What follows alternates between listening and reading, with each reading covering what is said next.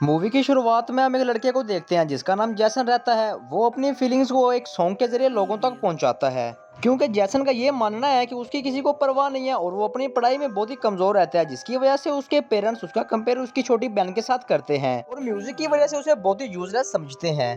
और यहाँ से हम मेन कहानी का स्टार्ट लेते हैं। स्कूल की छुट्टियां खत्म होती हैं, जैसन और जूही वापस स्कूल में आ जाते हैं, जो कि शहर का टॉप कॉन्वेंट स्कूल रहता है। उसी दिन किसी दूसरी टीचर की इनके स्कूल में ट्रांसफर होती है, मिस्टर सोफी की। सिस्टर सोफी दूसरी टीचर से बहुत ही अलग रहती है, क्योंकि वो बहुत ही यंग रहती हैं और बहुत ही खूबसूरत रहती हैं। इनके बिहेवियर में भी काफी गड़बड़ रहती है। ये बिना मॉर्निंग प्रेयर किए क्लास लेक्चर लेने शुरू कर देती है। क्लास में जोई जब मॉर्निंग प्रेयर के लिए कहती है तो वो खुद की बजाय जोई को मॉर्निंग प्रेयर करने के लिए कहती है। क्लास से वक्त जैसन जब किसी दूसरी लड़की सायरा से बात कर रहा था तो वो बहुत ही नाराज हो जाती है और सायरा को जैसन के पास से हटा देती है। क्लास के बाद सोफी जैसन से पूछती है कि सायरा उसकी गर्लफ्रेंड है, लेकिन वो उसे कहता नहीं, वो दोस्त है।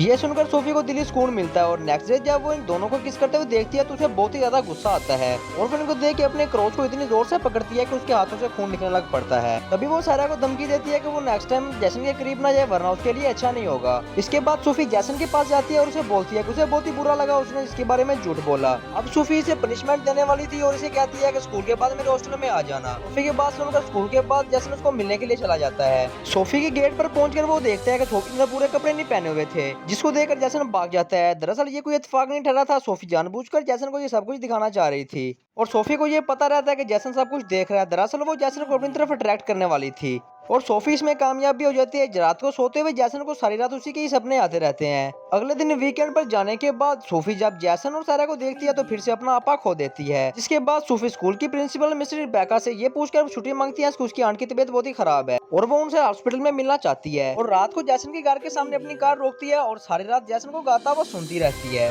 तभी उसको रियलाइज होता है कि वो सायरा के रहते हुए जैसन के करीब नहीं जा सकती। जिसके बाद स्कूल खुलने पर वो सायरा के बुक में गांजा रख देती है। सुबह क्लास के टाइम पे सायरा जब वो बुक लेकर आती है तो उसको ये पकड़ लेती है और ड्रग्स रखने के केस में इसको सस्पेंड करवा देती है। और यहाँ पर वो जैसन के कमरे में भी शराब रखवा देती है और रूम चेकिंग के दौरान वो इसको भी पकड़वा देती है। सोफी इधर गेम खेलते हैं, जब ये इसको सस्पेंड करने का कहते हैं तो ये इसको रोक लेती है और प्रिंसिपल से कहती है कि नेक्स्ट टाइम वो जैसन का ख्याल रखेगी। सोफी ये सब कुछ इसलिए करती है कि वो जैसन को अच्छा समझे, उसको कंट्रोल कर सके।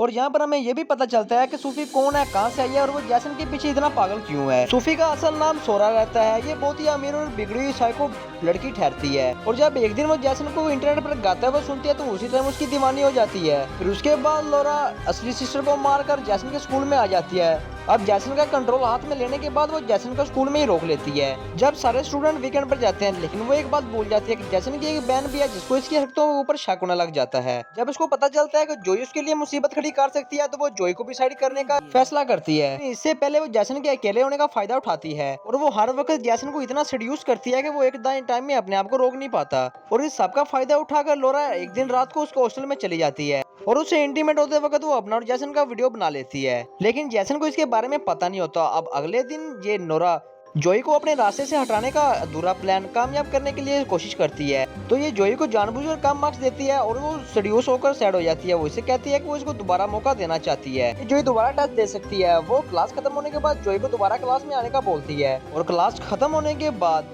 ये जोई के पेपर को चेंज करके आंसर शीट वाली ऊपर रख देती है। क्लास के बाद जोई जैसे अंदर आती है तो उसके हाथ में वही शीट लगती है। जिसके बाद नोरा उसको देखकर सस्पेंड करवाने के लिए प्रिंसिपल के पास चली जाती है और चीटिंग करने के केस में इसको सस्पेंड करवाने का कहती है। लेकिन इस दफा इसका प्लान कैंसिल हो जाता है क्योंकि सिस्टर रेबिका जोई की इतनी अच्छी परफॉर्मेंस को देखते हुए इस दफा चीटिंग करने पर उसको माफ कर देती है और सस्पेंड नहीं करती। सिस्टर सोफी की इस हरकत में वो बहुत ही भड़क जाती है और जोई इनसे अकेले में बात करती है और बोलती है कि ये मुझे टीचर कुछ खास अच्छी नहीं लगती। यहाँ तक उसे ये भी लगता है कि सिस्टर सोफी को मॉर्निंग प्रेयर भी नहीं आती है। जोई की बातें सुनकर सिस्टर रेबिका को ये लगता है कि शायद वो गुस्से में बोल रही है और वो इसकी सारी बातों को इग्नोर कर देती है। कुछ दिनों के बाद मेन कैंपस के फादर जब इनके कैंपस में आते हैं तो सोफी इनको देखकर हैरान हो जाती है क्योंकि वो जानते थे कि असल सोफी कौन है। ये देखकर सोफी मिस्टर रेबिका से ये कहती है कि मेरी आंट की तबीयत बहुत ही खराब हो चुकी है और वो वहाँ से भाग जाती है। दूसरी तरफ इस वीकेंड पर जैसन के साथ भी कुछ ठीक नहीं होता। उसकी अपने फादर के साथ बहस हो जाती है कि वह एक साथ स्कूल छोड़कर अपनी म्यूजिक के ऊपर ध्यान देना चाहता है। जिसके बाद वो अपने डैड से लड़कर सायरा के घर में पार्टी के लिए चला जाता है। पार्टी के बाद में सायरा जब उसे किस करती है तो उसके ज़हन में सिर्फ नोरा की बातें ही आती रहती हैं, उसको इमेजिन करता रहता है। जिसके बाद वो सायरा से हाथ छुड़ाकर वहाँ से निकल जाता है और रास्ते में अंडरेज होने की वजह से वो ड्रिंक करते हुए पुलिस उसको पकड़ लेती है। तभी नोरा वहाँ पर आकर सारा मामला हैंडल कर लेती है और जैसन को अपने साथ में एक होटल में लेकर चली जाती है और जैसन इस बात को समझ जाता है कि नोरा का वहाँ पर आना कोई इत्तेफाक नहीं था, दरअसल वो इसका पीछा कर रही थी।